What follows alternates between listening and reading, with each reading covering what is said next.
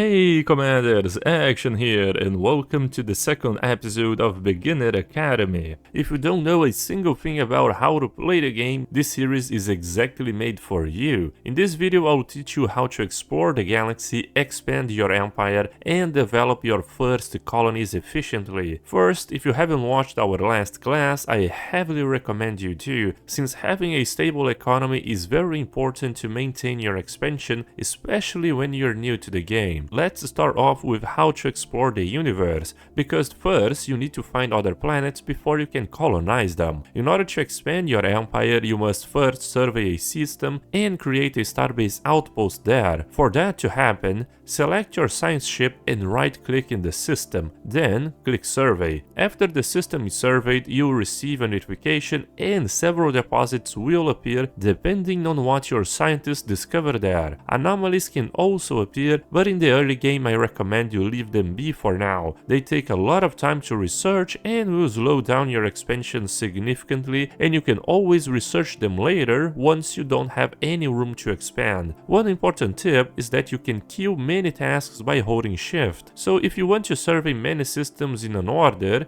you can select your science ship, right-click in the first one, click Survey, then you hold Shift and click Survey to continue doing that until you have all the systems that you want. Alternatively, if you don't want to do that, you can just enable the auto exploration feature on your science ships. To enable it, just click the ship and click here. In order to expand your empire, you then select your construction ship and right-click in the system you just surveyed and want to expand. Click the Build Starbase Outpost option and wait until the ship moves and finishes the construction. After it finishes, you can build mining and science stations depending on the deposits your scientists uncovered while they were surveying the system. In the early game, resource deposits are crucial for your economy, so I recommend you build them. Some systems will have colonizable bodies. Those can be planets or even special structures like habitats. If you see this icon, it indicates that there is a colonizable body in that system, but we don't know much about it except the planet type. A good tip is to always look out for planets with a similar type to your homeworld. Here in this game we have a continental type, so look out ideally for other continental types and alternatively for ocean and tropical worlds. The last two types, ocean and tropical, they are not our ideal one, but they are close enough that our species can inhabit without suffering too much. Here are the three planet types for each preference: dry, wet,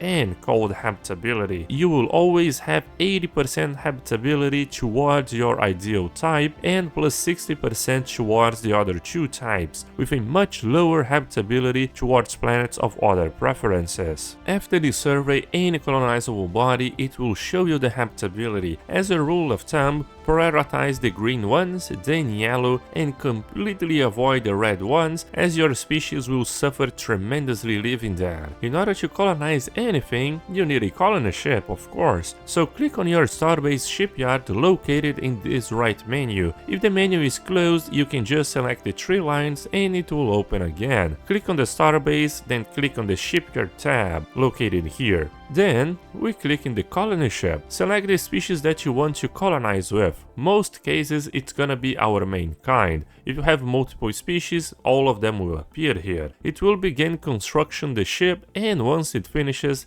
the ship will just appear. In this case it will appear in our home system, since that's where our shipyard is and that's where we constructed it. But be aware though, colony ships, they are quite expensive, so build them only when you're about to colonize a planet. After the ship is constructed, you can left click on the planet icon that you want to colonize and click in the colonize option. Then select the colony ship we just built. The other option is to create a colony ship from scratch and send to colonize automatically after the construction. It is very neat. It's another way of colonizing that does not require clicking in the shipyard, but sometimes you might get lost in this. So the ship will move to colonize the planet and will take several months to years to finish the colonization process. You can track it on the overview menu on the right. Once it finishes, you will have a brand new colony. Now that we understand how to explore the galaxy galaxy, create an outpost, and colonize planets, let's understand how to develop your colonies in an efficient and organized way. If you're playing with your default settings, you'll have at least 3 planets in the early decades, your capital, and 2 guaranteed habitable planets that you can colonize or will eventually colonize. You can develop your colonies the same way you do with your homeworld, constructing districts and buildings. However, your colonies don't have any basic infrastructure, so I recommend you first create one luxury residence. To build it, just click in an open building slot, look for the amenities tab and select the building. It doesn't produce anything, but it gives you a large amount of housing and amenities which are required to stabilize your colony in its beginning. Quick report from High Command before we dive deeper. Most of you watching aren't officially enlisted yet.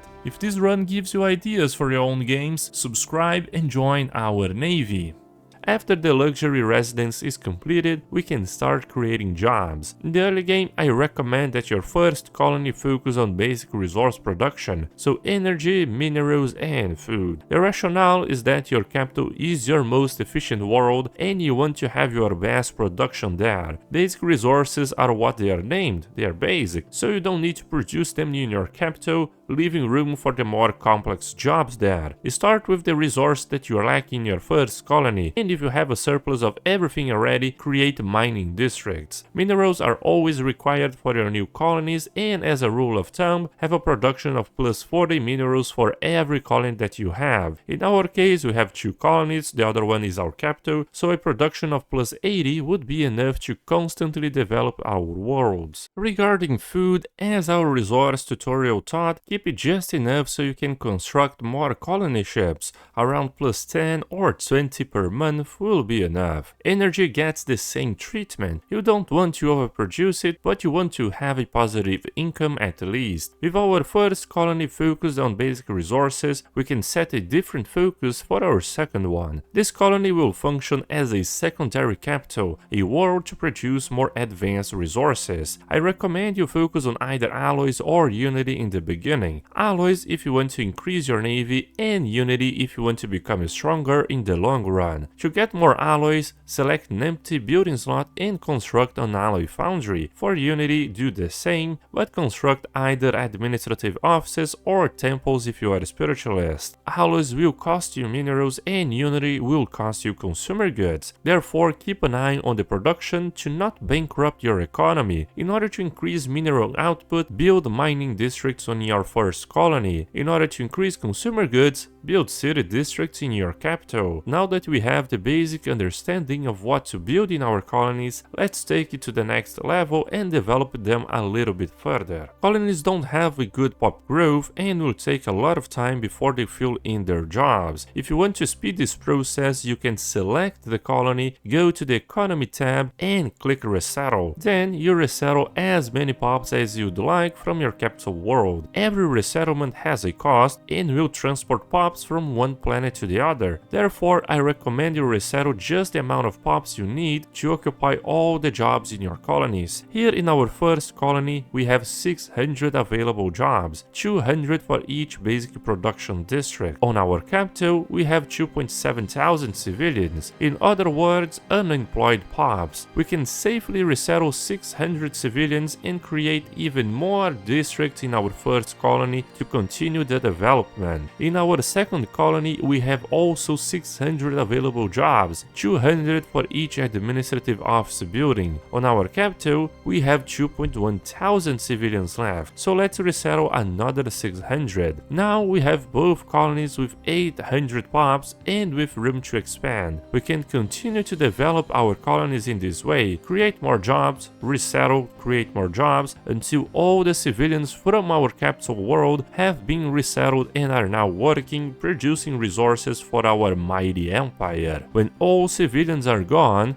we can start to resettle the worker population from our capital to our first colony, the one that produces basic resources. And if you are already producing a lot of basic resources, you can even resettle the worker population to our second colony, the one that produces unity. In our capital world, we can replace the basic resource districts for city districts, getting even more research, unity, alloys, and consumer goods. In the end, your colonies will start to get big, so don't forget to upgrade your main colony building once your population surpasses 1000. You can also create specialized district zones. I recommend you get the administrative hub for your second colony, the Unity World. For your first colony, build whatever you want to improve any further, that being alloys, research, unity, trade. It's a flexible choice depending on your start and on what you want to do with your empire. Sometimes you won't have the minerals to build everything, sometimes you won't have the energy. Then you can either wait or increase the resource production. Sometimes you'll have less or more pops and planets. In the end, it's all a balance that only experience will give you, but I hope that this tutorial gave you the general idea and organization of your first colonies. In our next class, we'll talk about space life forms and other civilizations, teaching you how to engage and behave diplomatically in your first encounters. If you have any questions, let me know in the comments down below, and if this tutorial helped you out, don't forget to leave that like button, because it also helps me out a lot. Thank you for watching, Commander, and I'll see you in our next class.